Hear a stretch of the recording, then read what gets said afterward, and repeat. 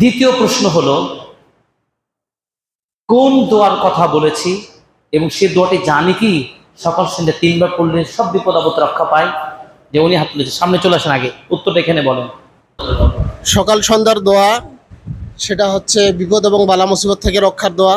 বিসমিল্লাহিল্লাযী লা ইয়াযুররু মা ইসমিহি শাইউন ফিল আরদি ওয়ালা ফিস সামাই ওয়া হুয়াস সামিউল আলিম। 3 বার যদি পড়ি আমরা সকল বালা মুসিবত এবং বিপদ আপদ থেকে রক্ষা পাওয়া যাবে। সকালে এবং সকালে ফজরের সালাতের পর 3 বার এবং মাগরিবের সালাতের পর 3 বার।